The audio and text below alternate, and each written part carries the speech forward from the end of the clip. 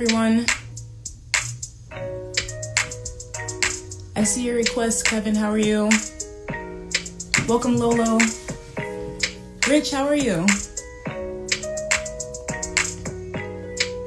T Jones 45, welcome. We'll get started in just a little bit. And Happy New Year, everyone, officially.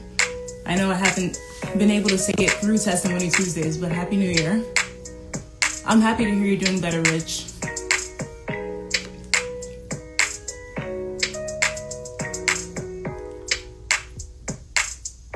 How's the weather like where you guys are? It is freezing here today. It was in the 30s in Pennsylvania. How are you doing, Lolo? Always nice to see you. Miss Pris, welcome. Valerie. I know everyone's government name.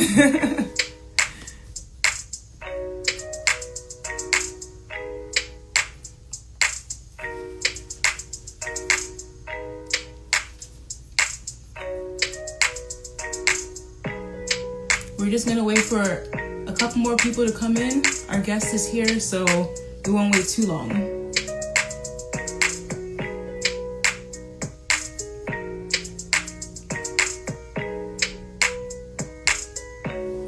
So is anybody else wondering how it's already January 12th? Like, I feel as though we just had New Year's Day, and now we're almost halfway through the first month of 2021.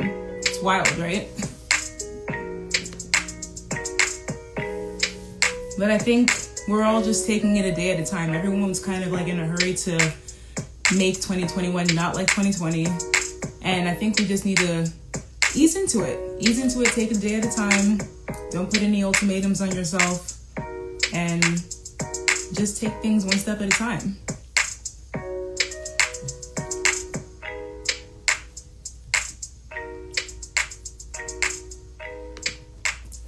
Welcome, Celise. How are you? We're gonna get started pretty shortly.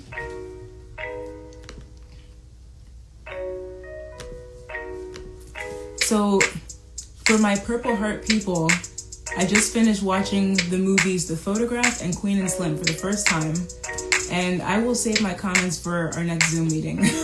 I'll just say neither of them were perfect, but I still enjoyed watching both of them. They both had their ups and downs, but I'm one of those people that always tells myself I'm gonna watch this movie, and thank you guys for putting the pressure on to actually get started. I am doing well, Elise. Thank you so much.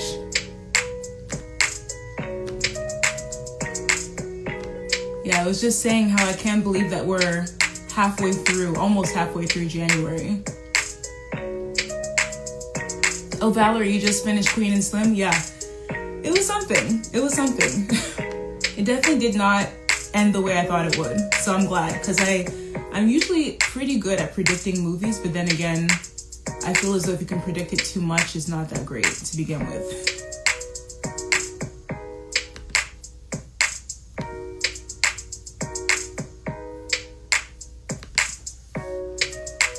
But yeah, it was, I think both of them had very good cinematography, very good music soundtracks. Those are two of the components that I always look for when I'm watching a movie. But the top most important thing for me is storyline. And there were flaws in both, I would say. Some in one movie more than the other. So yeah, I can't wait to discuss it with you guys.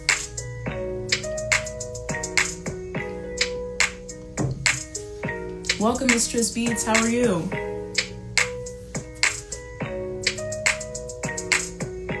We have some of our Testimony Tuesday veterans. Miss Crispies was also a previous guest on the show. Yes, thank you for welcoming back Testimony Tuesdays. I'm really happy for us to be back. I say that as if I have a whole team with me, but it's just me. But I think a lot of people missed when I said we would be back on January 12th. So a couple weeks went by and everyone's like, are you still doing Testimony Tuesdays? Like, it's Tuesday, where's the show? And I'm like, it's okay. I'll just remind everyone again that we'll be back later. Because I knew that the first week of January would just be pretty overwhelming to, bring us a full circle back into it. So I was like, let's just take our baby steps and then we'll get back into Testimony Tuesdays. All right, so we're going to get started. Welcome, everyone, to Testimony Tuesdays. Happy New Year. For those who I didn't get to say so to before. For those who have never tuned in before, my name is Dr. Beauty, and I started this series to highlight some of the amazing things that a lot of you all are doing in your businesses, in your personal lives, just a way to uplift the community and uplift all of us as a human collective. So I really have been inspired by the direction that the show has been going in. And we only started in September of 2020, but we've had tons of amazing guests on here from different walks of life, different professional backgrounds, and this is your show. So if you feel as though you would like to be a guest on an upcoming episode, please send me a direct message and let me know and we can schedule an interview. So even if you can't do it live at 7 p.m. Eastern, we can always set up a Zoom meeting. I did that with someone who actually is living in Abu Dhabi, and we did a Zoom video recorded interview session on a Saturday morning for me, afternoon for her, and I showed it later on a live episode of Testimony Tuesdays. So either way works, we're flexible. So today we have a really cool guest coming in, Mr. Kevin Thornton. But before I get into his introduction and bringing him in, I just wanted to update you guys on some new things that are going to be happening this year. So some of you have already seen that I started a music page, which is called Adala Sings. And it's pretty much the alias that I most identify with because I have Fashion Poista, Dr. Beauty Daily, and now Adala Sings. But it was just a way for me to reconnect with my passion for music and the arts and just have a different aspect of the day. Sometimes I can get into auto mode, and it's been really nice filling all of you guys' song requests and also doing some songs that I've always wanted to cover. So thank you for your support, and make sure you follow that page. It's just Adala, Adaola Sings on all platforms, Instagram, YouTube, and Twitter. So I'm going to read Mr. Thornton's introduction and then I'll bring him in. So Kevin Thornton graduated from Eastern Michigan University with a BS in Health Administration and a master's degree in psychology from Argosy University in Atlanta. In 2011, he was life coached by Iyanla Vanzant, and that experience is where he found his life's purpose to inspire, educate, and empower others to create the healthiest versions of themselves, mind, body, and spirit. In 2013, Kevin became a certified life coach. In 2015, he became a certified holistic health coach training at the Integrated Institute of Nutrition. He began his coaching business under the name The Wellness Architect because he believes that we are the architects of our health and our life. In 2017, he began hosting his own internet radio show called The Wellness Architect Show, and in that same year, he published his first book entitled 20 Beautiful Men. So without further ado, I'm going to bring in Mr. Thornton, and please drop your applause emojis in the comments as I bring him in.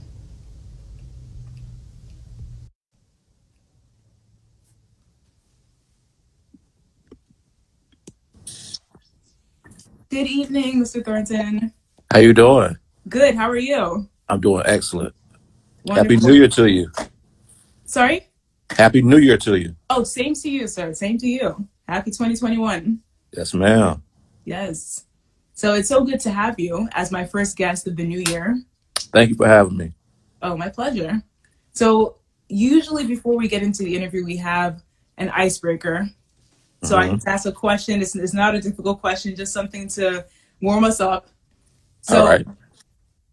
In your past, what has been your most difficult New Year's resolution to keep? I think for me,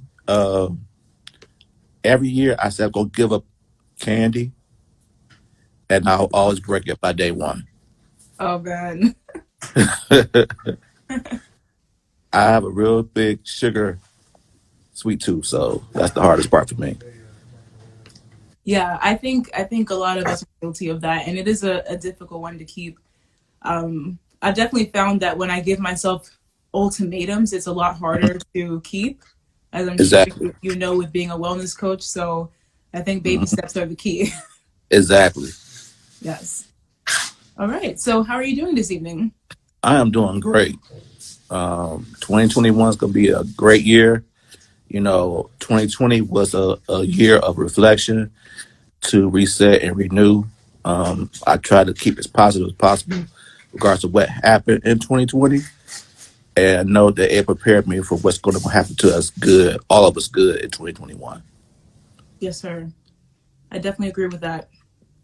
So, And so, speaking on that, because we know that you are a wellness coach, hmm and I was just wondering if you could expound upon what led you to pursue a career in life coaching. um, I was going through a journey of trying to figure out what I want to do in my life. I was in corporate America. I worked at Blue Cross and Blue Shield. I made good money, but I wasn't happy. Um, Money wasn't everything for me because I had a lot of stress, a lot of anxiety from working the the regular role, and so I was trying to figure out what I wanted to do. But I knew it was something of service to be help, to help somebody be their best selves. And what ended up happening was I was at the gym and we was having a boot camp class, and I was waiting on my gym instructor. So I was sitting in my car and the Michael Basin show was on. So I listened to that. And at that time, Iyanla had a weekly segment every Wednesday on his show.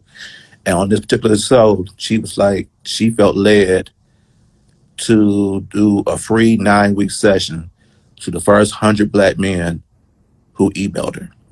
So Hmm. I emailed her, and I was one of the first 100. And she ended up having like 125 black men. And from there, and that experience is where I decided that's what I wanted to become.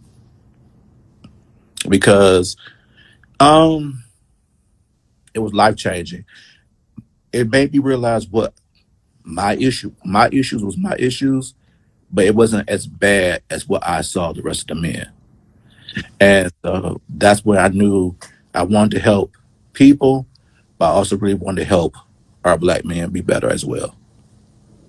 Yes. I think that's an excellent initiative that she launched to give that free of service training Yeah, to so many people, especially Black men, because you all are pinnacles in the community. absolutely. Yes. Absolutely. And so I was able this year, last year, I was able to like talk to her and she remembered who I was and I told her what I was doing. And she broke down in tears because she was so grateful and I guess honored that, what she did influenced me. And now I'm taking what she did for me to help influence somebody else. So it was like a real great moment. Wow, that is amazing. And so, how did the training work? Were you all in the same location, or what? No, it was like what's normal now, like the Zoom, is like how it was back there, because it's like men from all over, and she gave us, everything was done online. So we had homework assignments.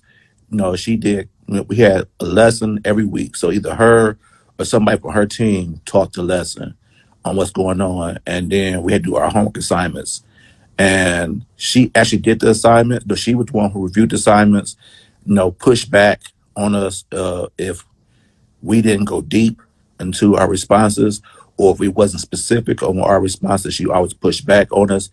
And then so it was intense, but it was something that I would never regret.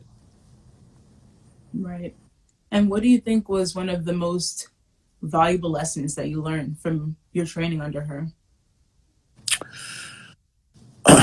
For me, it was she taught me to be unapologetically me. I think a lot of times we as people, include men, we feel like we got to, be something that we're not in order to be accepted by society.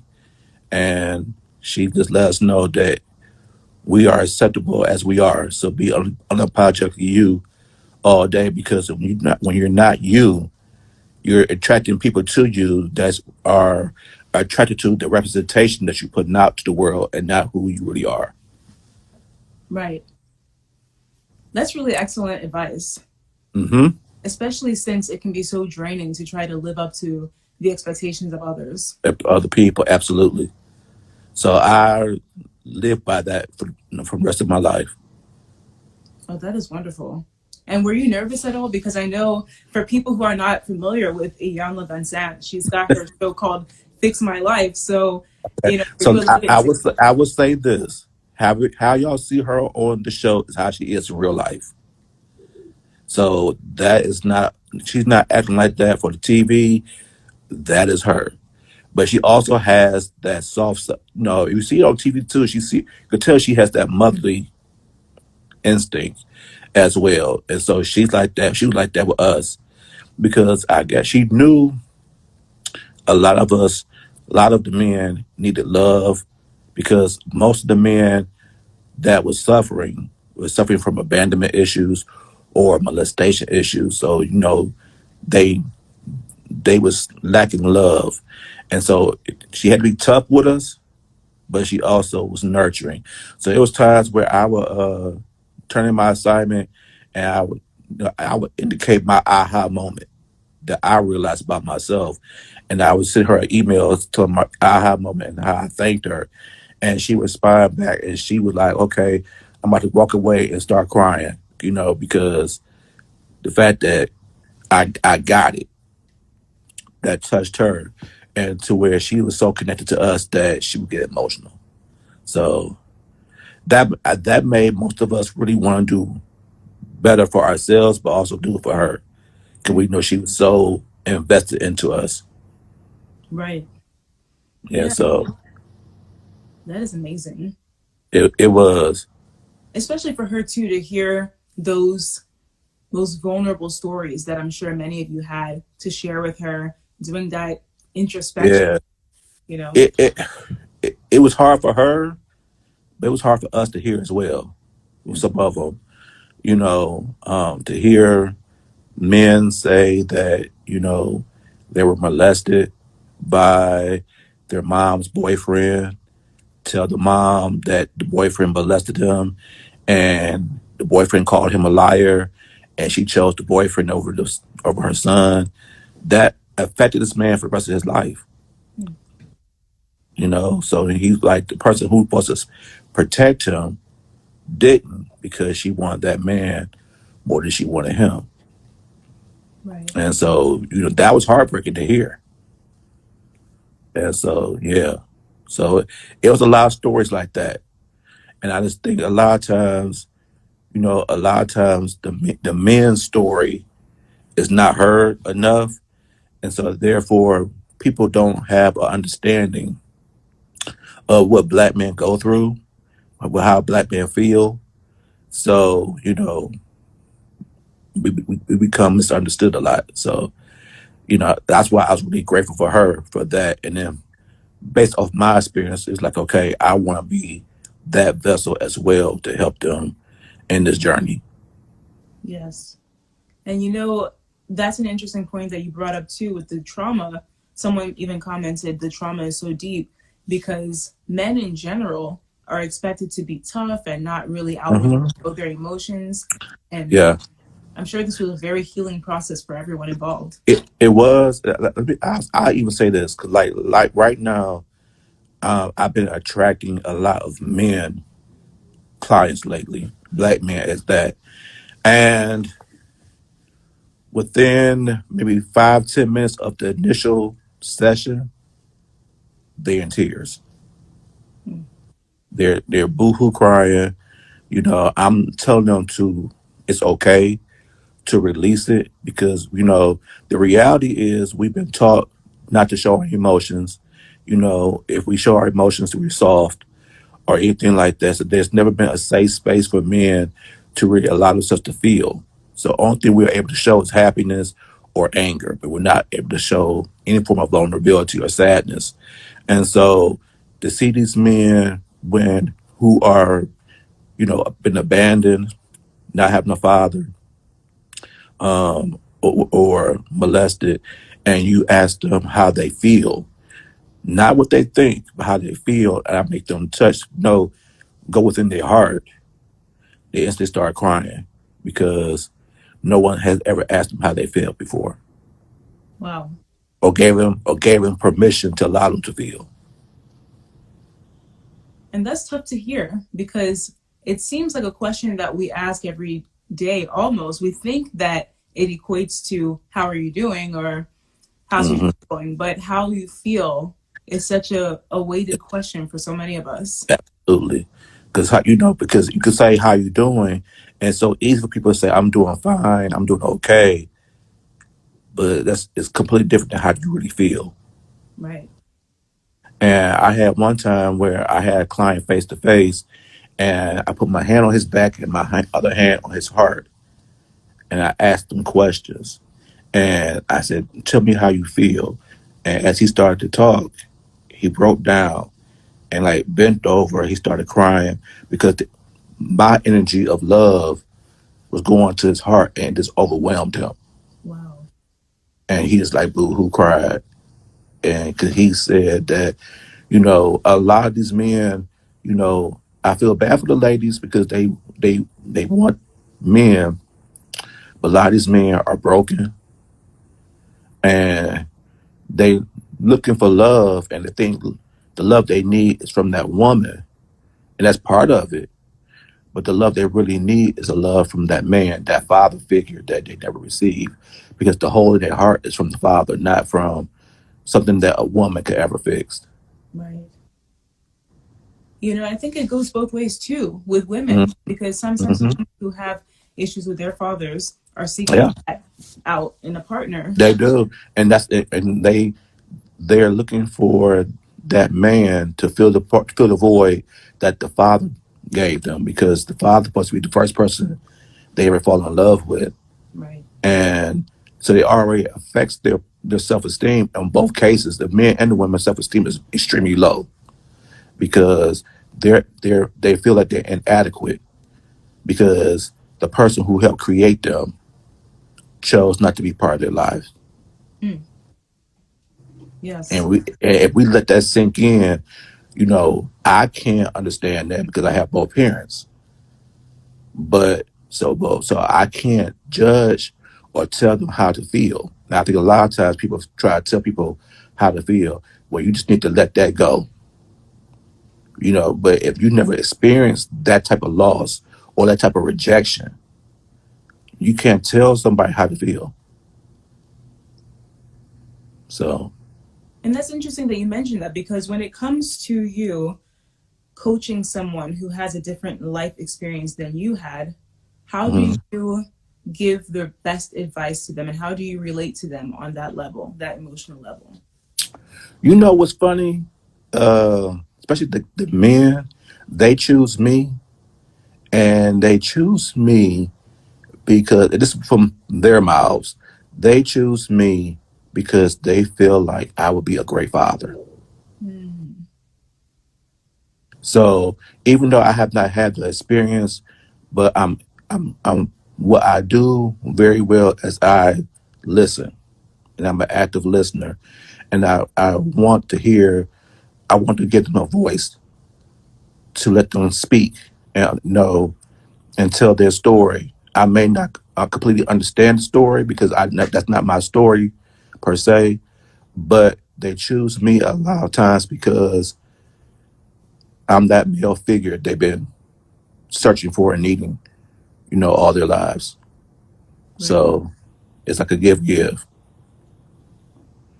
Yeah, I think that's very valuable to know because when people reach out for that type of counseling, they need someone who's not going to judge them, who's going to Hmm. just listen to what they have to say and not really come from a paternalistic standpoint of this is what you need to do, this is how you need to feel, Yeah, but just letting them heal in the moment and feel in the moment. right. And I always let them speak, And then I'll always repeat back what they said to me to affirm to them that I heard what they said, that I'm listening to them. And then I will give my perspective, you know. So I'm very understanding to the point, in fact, that they feel the way they feel because they've been abandoned. Mm, And in that abandonment, they tend to learn how to self abandon themselves because it's a way of protecting themselves from being hurt again. right. So you get a lot of people who are people pleasers. That's a form of self abandonment because you're trying to please others to to receive love that you've been seeking for, or you just give up on things because you don't want to fail. So it's all form of self abandonment, and those people usually are the ones that's been abandoned by their parents a lot of times. Wow. So. And it's amazing how much our childhood experiences spill into our adulthood and affect the Mhm. choices that we make and the relationships that we have. Yeah. It's funny because I had one, um, and I wanted him to finally get to the point where he could have a conversation. He was doing the work enough to where he's able to now communicate and express his thoughts and how he felt. I did a Zoom call with me, him, and his father and his brother, and it was very emotional. Um, and what was realized during that time, it was generations of the same situation being passed down and passed down. So now he's at the point where he wants to break it because he don't want to pass down what he's been passed on to him to his son. And so in order for him to do that, he had to do the healing work and try to heal the relationship with his father. So it was it was very emotional, but it was also very rewarding at the same time. Right. And when you tell people to take those initial steps to mend those relationships with their family members, what do they do first? Do they make a phone call? Do they write a letter? How do they kind of initiate that process? Um, couple of them did phone calls first. They did a phone call and then had a conversation. And after that conversation, they met in person and was able to, express how they felt or whatever. In some situations, the parent is no longer living, so I will have them either write a letter, Okay. um, or I'll have them do a call with me, and I'll FaceTime them, and I'll have them look at me and talk to me as if I was their father Mm, or if I was their mother, and you tell me what you really how, and think of me as that parent, and tell me how my lack of being there affected you growing up and affected you now as an adult. And it's very powerful. They do it and they lose, they be in the moment. So they're talking to me as if I'm their father for real. right. And they get angry and they're crying and all this type of stuff. And after they have that conversation, because there's been built up anger for all that time, they feel so much better after the fact. Mm. I think that's a really powerful exercise because they're getting out those emotions that they were never able to say while that Yeah. member was living. Right. Right. So they are, they feel relieved after the fact and, you know, emotionally drained. Mm, But after that, they're grateful for the opportunity that they did. And they tend to thrive after that because that weight is off their heart. right. Yeah, because those emotional burdens can really weigh down on you in every Absolutely. aspect. Absolutely. And it affects all aspects of your life, your career, your relationships, whether it's friends or dating, marriage. it affects all aspects of it. And so, a lot of times we gotta hit the core, which is whatever the trauma is. That trauma affects everything else, and everything else won't get fixed until that trauma is fixed. Right. That is definitely true. And I know that you probably hear a lot of traumatic stories pretty often in your line of work. So, how do you ensure that those accounts that you're hearing every day don't weigh down on you and Hmm. affect your well being? Good question. My friends ask me that all the time. Um, I go to the gym a lot, and I'll work out, and that's my way to relieve stress. But I also have, I have a coach. I believe that every coach should have a coach. Mm, And so I have a coach that I could go and talk to and, release whatever I need to release as well. So that way I'm not holding on to anything that I don't need to be holding on to. right. That makes a lot of sense because that guidance can help you as well to Absolutely. provide the best care for them, for your. Absolutely. I feel like if people are in a need for a life coach in 2021 and they're doing their research, one of the things you want to know from that coach is, have they been coached before, and do they have a coach now? Because that's, to me, is very important, and how they treat you. Because if you only go on by someone who's just been, who went to school or got their certification, but they never had the experience of being coached, they don't understand how to empathize with the process Right. compared to somebody who has. So that would be my thing for your listeners as well. Yeah, that makes a lot of sense. And I'm sure there's a lot of people who are looking for that guidance, especially during these times, because I feel as though during 2020, everyone became more emotionally vulnerable and Hmm. okay with being so. Whereas Hmm. before we would just sweep everything under the rug and try to Right. fix on a daily basis. And now it's like we're all going through the same experience almost. So Hmm. we're open about how we feel. Exactly. And it's good too, like, the people like Common and Jay-Z and all of them has now made it okay to see a therapist or see a life coach, because they voiced how they have done it and how it affect them. And when you got people like that saying this is what they done, it makes people who probably look up to them say, okay, if they could do it, then I could do it as well. So now it's starting to become a little bit more acceptable.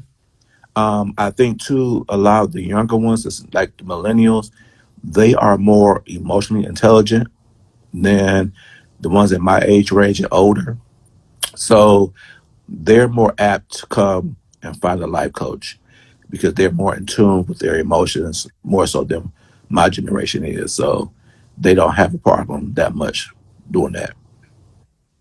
Right. I did notice that as well, especially you hear more young kids talking about mental health and all of this. And we never talked about that even when I was in high school.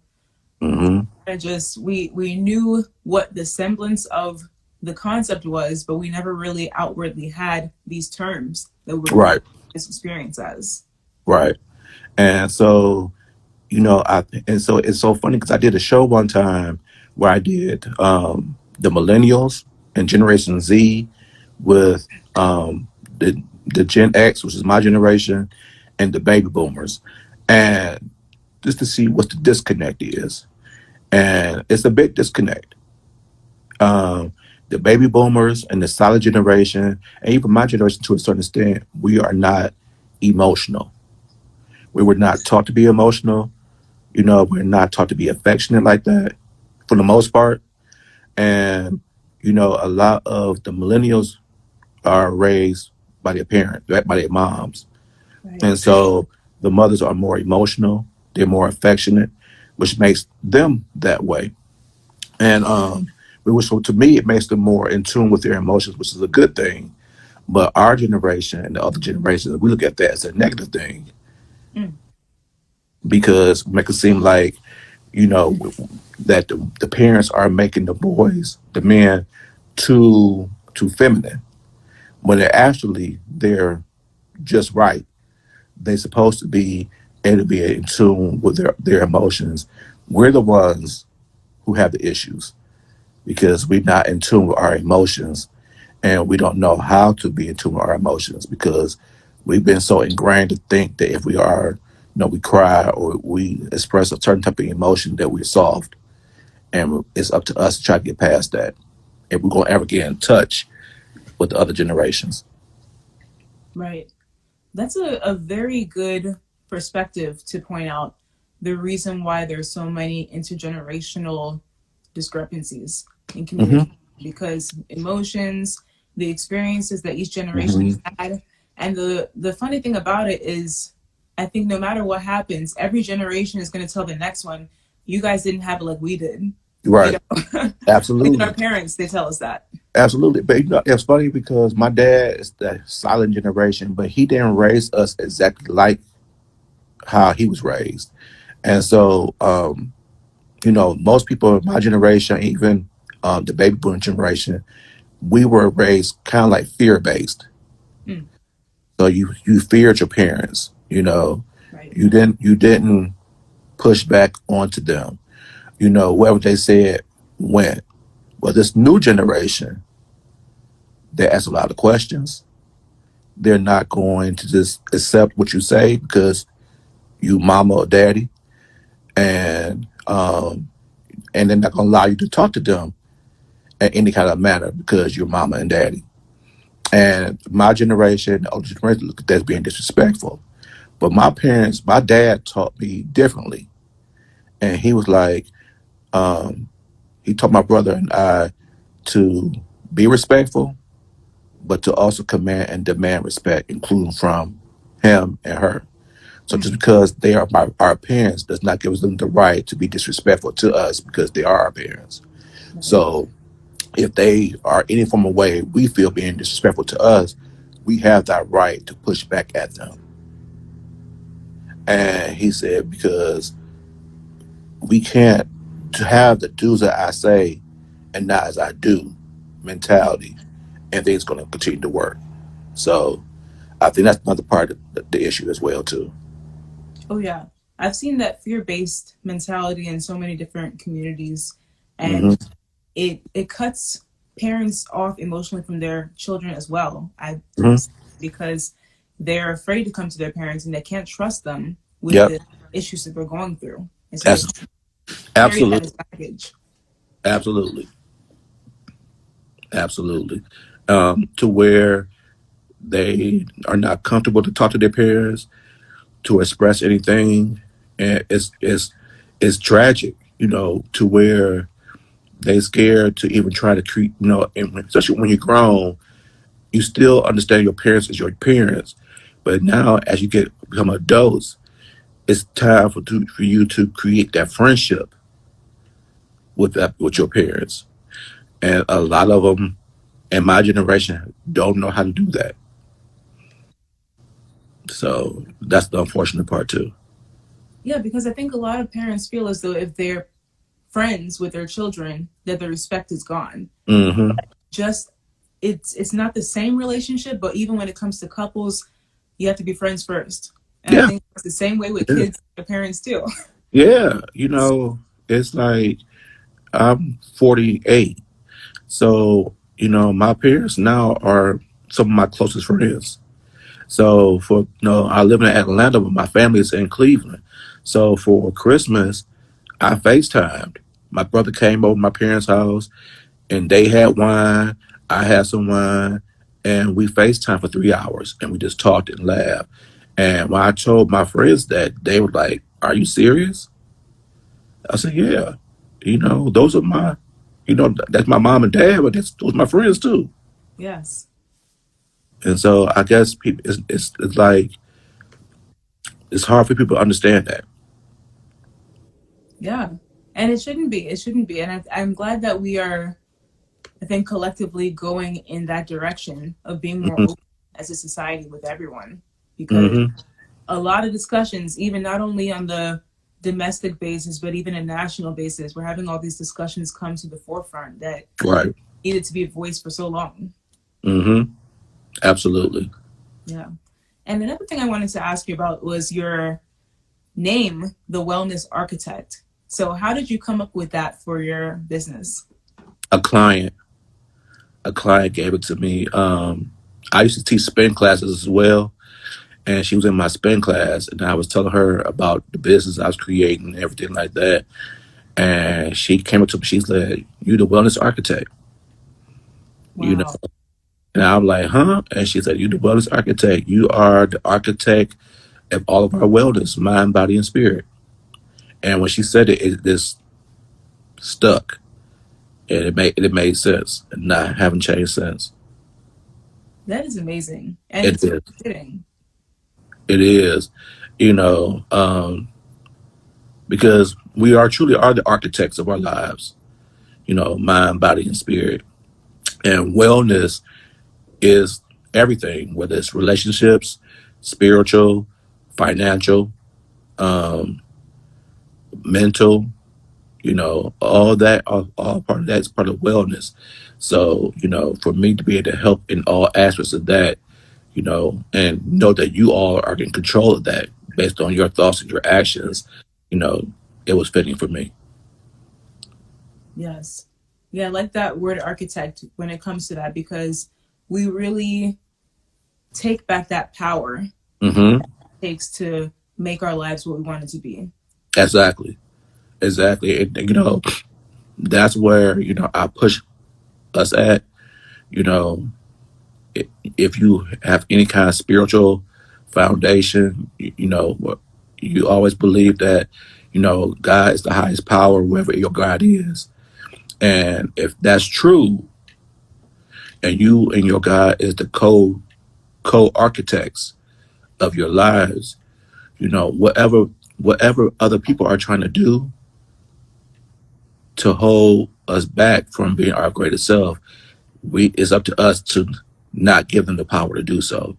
Because then therefore what we're really saying to the universe is that those people have more power access to our lives than God does, and that's not true. Wow.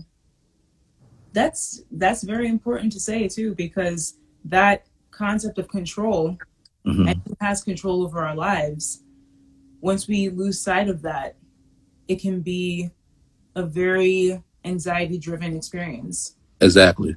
And I think it differs too, as you mentioned, when it comes to people who might be of faith or non believers. Hmm. That process can look different for both populations. Yeah, absolutely. But we have to be able to take our power and seek our power. And I would say this: a friend of mine, he was doing some freelance work for ESPN, and he was doing some work with a Asian guy, and they got real cool.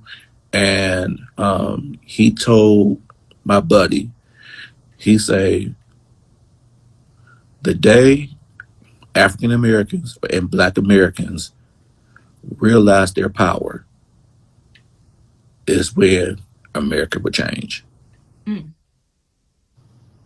because what they're doing and what they do and how they focus on us is not because we're whack. It's because they know how powerful we are. And so, yes. so the oppression is not always about financial stuff that they try to do. They try to oppress our mindset to have this sense of lack, because so then therefore we won't feel that we are worthy for the greatness. But they doing that because if they embrace it, if we embrace the power, embrace the knowing that we are great, then we could take over. Yes. Like we take over everything else. We take over sports, we take over entertainment. If we embrace everything else, we could take over that as well.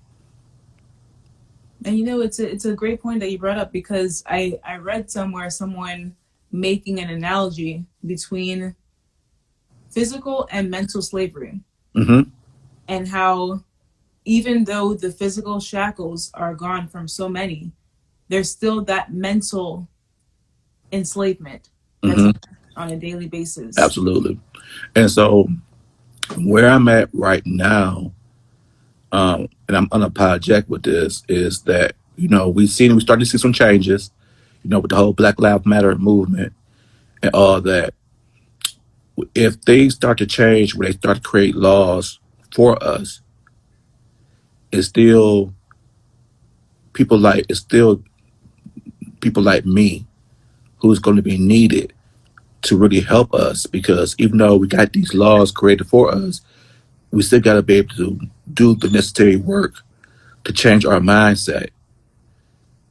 So we won't still be stuck in the period of lack as well. Yes. So And that comes with us coming together, absolutely, not fighting each other. yep, right. So it's not about, we got to get past the crabs and the barrel mentality, because if you have a crabs and the barrel mentality, that means you feel there's a lack, and there's not a lack of anything. There's abundance of all things. So then, therefore, it's enough room for all of us to be great. And Yes. so instead of us, fight each other, we need to come together as a unit, as a culture, and then work on making our culture and our community as great as it possibly could be. That is so true. And if you take any given room of people, you have representation from so many different industries that can come together and Mm-hmm. be a force. But Mm-hmm. so many times we're so competitive with one another. We have resources that we know could help our neighbor, but we're like, no, I don't want them to rise Absolutely. higher than I am. And it's like, we can all eat at the same time. Absolutely. It's funny because when I would do my show, I would have other life coaches on the show. I would have other health coaches on the show. And I'll get DMs, I'll get emails from people saying, why would you do that? That's taken away from you. I said, you can't take away from me. What's mine is going to be mine. You know, but I might not be for everybody. As a coach, I might not be for everybody. So let me show this person off, because it might be someone on my show who needs her or needs him. Right. And so, I told that person, I said, when I start thinking like that, I'm thinking lack. And there's not a lack. There's enough people who needs healing or needs coaching for all of us to wear to be of service to the people, also eat well at the same time. Exactly. And it's kind of doing a disservice to one's audience, knowing that someone else might be better suited to help them with Mm-hmm. that particular issue. So I think that it only lifts you up to be Mm-hmm. able to refer people to the best out there. Absolutely. Absolutely. It's similar to the medical community too. If I'm in one specialty and I know that my patients would benefit from someone who can look more deeply into their issues, it's my duty to refer them. Right. And it's not taking anything from me. At the end of the day, we're trying to help other people. Exactly. At the end of the day, it's like being the vessel to help the person that you're trying to connect with. And if I'm not that person that could do it, but I know someone who can, it's up to me to do that, because I want to make sure that person get healed so they can become their best self. Right. I think that's excellent. And speaking about your show, Mm-hmm. you started a radio show. Yeah. Can you tell us a little bit more about that and when you started it? Sure. I started, it's going on 4 years ago. It was funny because someone saw me on Facebook and reached out to me and asked me to be interviewed on her show. So I went down there and I got interviewed on her show, and the people at the station really liked me and was like, have you ever thought about doing a radio show? We have motivational Mondays, and you being so, empowering, it'll be great for a male voice to be out there. And I said, let me think about it. And so what they did was they asked me to co-host with that young lady. So I did it for like 3 weeks, just to co-host. And I thought about it because it was like out of my comfort zone. That's not something that I thought that I really wanted to do for myself. But then when I sat down and got still with it, it was like, okay, sometimes God or the universe wants and needs something from you that you don't see for yourself. Mm-hmm. So it's a greater way for me to reach the masses and then also do what I want to do in the way that I want to do it. And so that's what I did. And so I started doing it. and then I became very unapologetic. I showcase everybody, but I really want to showcase black men.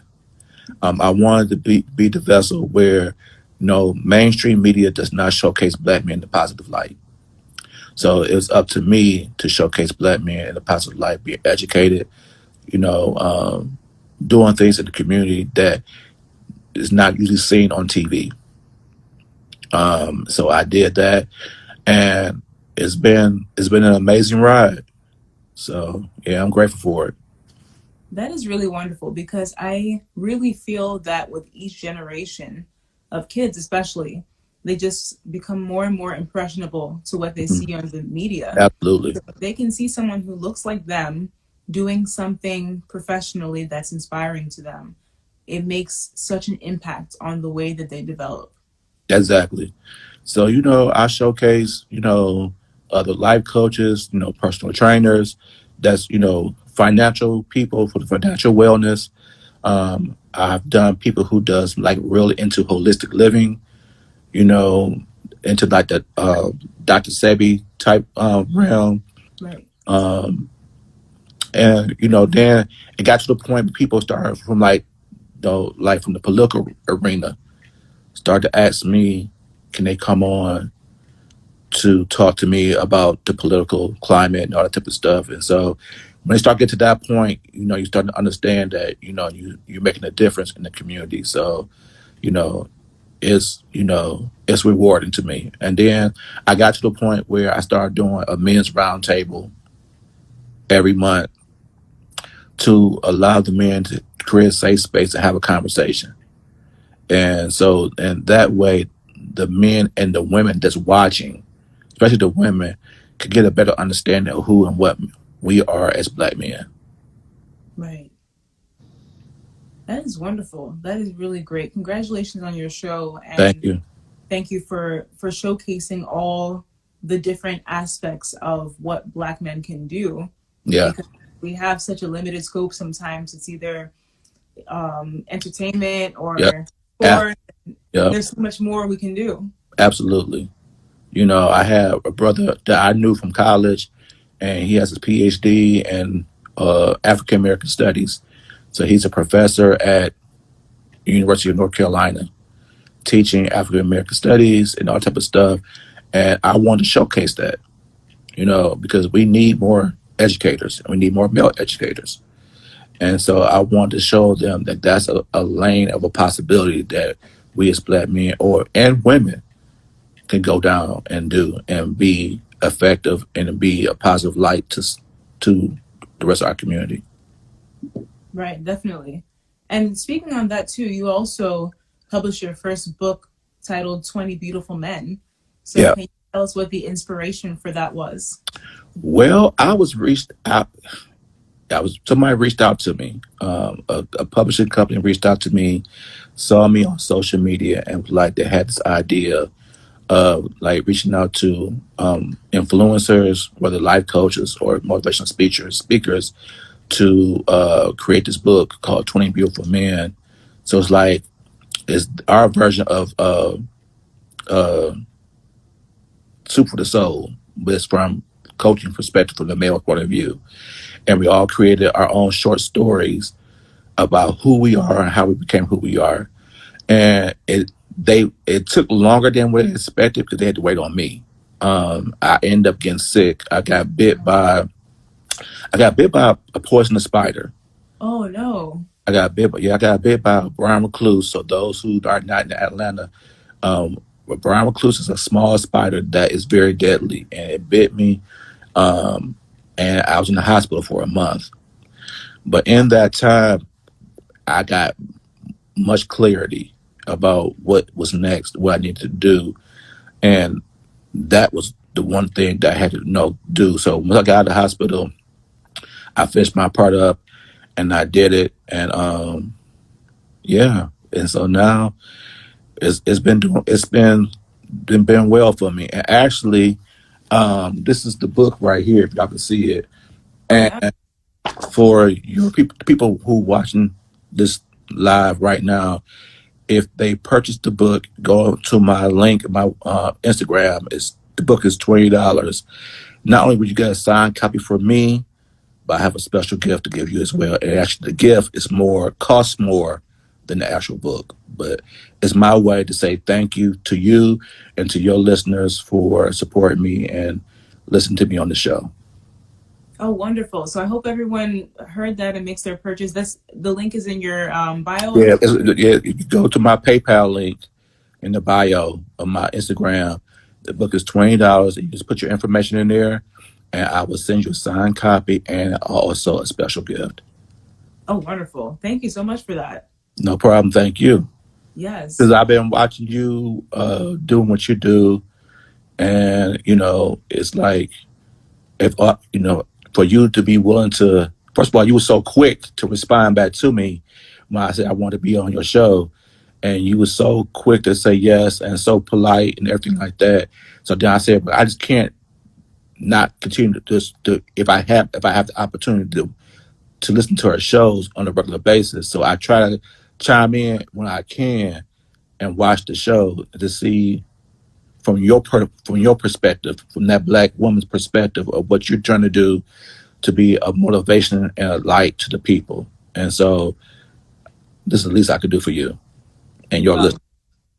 Thank you so much for your support. I really appreciate that because just like you, I want to uplift people and let them know that you can do anything you put your mind to. Absolutely. And it's a lot of times, people like us, it's hard for us because it's like, it's not the popular thing to talk about. And it's like the hip thing to talk about. So a lot of times it takes longer for us to build what we're trying to build, but it's worth it in the long run because I rather it build slowly and knowing that everybody who's listening to me, who's following me, is following me because of what I'm saying and what I'm doing. And that speaks to them. Than to something happen to where I'm on TV and that everybody just jumps on, but they're really not invested in what I'm trying to do and what I'm trying to become. Right. Yeah, so. I think that's so important, especially in a society when we're trying to please everyone. Exactly. I realized that you really can't do that with shows like this or books like yours.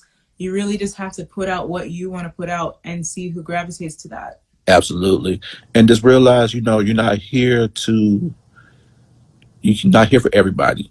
You just got to figure out what your lane is and stick to that lane.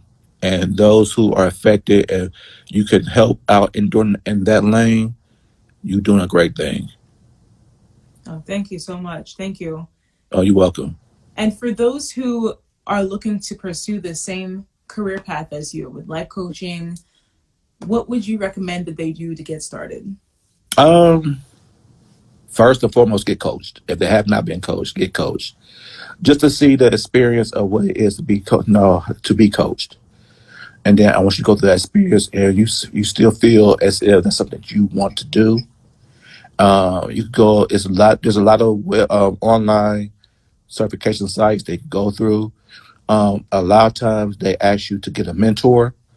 So, people come, like someone who just signed up last week, he reached out to me and asked me, can I be a mentor to him? Because he needed a mentor during the process. And I said, yes. So, if anybody's listening and they want to do that, feel free to, stay connected to me and I'll be no problem to help mentor them in that journey. Oh, that is wonderful. That is wonderful. Yeah. Yeah. So it's my way to give back, because people help me out. I had to do pro bono, coaching, doing the training, just to see how it goes and everything like that. And so, for people who was there for me as I was going through the process, I want to be able to be there for someone else that's going through the process as well. Right. No, I think that's a perfect way to give back. And it's only going to bring more positivity to what you're doing. So I really appreciate you for extending that resource to everyone. I appreciate it. No, it's the least I could do. It's the least I could do. Wonderful.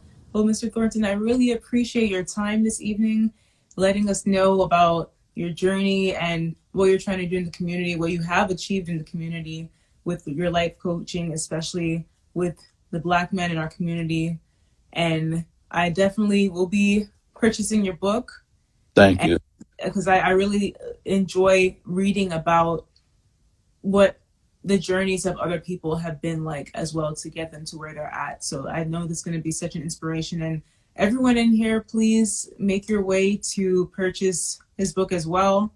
And if you're interested in life coaching, he's also offered the chance to give you personal advice and coaching. So make sure you use that resource. Yeah, I greatly appreciate your support. I appreciate you letting me be on your show. And when I'm revamping my show, and when I'm ready, I'm definitely making a phone call to you so you could be on my show as well. Oh, thank you so much. I look forward to that. My pleasure. All right. So I hope you have a great evening. We'll definitely be in touch. Yes, ma'am. You do the Thanks. same. Oh, thank you so much. And I really appreciate you coming on the show and sharing your wealth of knowledge. Thank you again, and y'all have a great night, okay? All right. You too, Mr. Thornton. Take care. Bye-bye. Bye.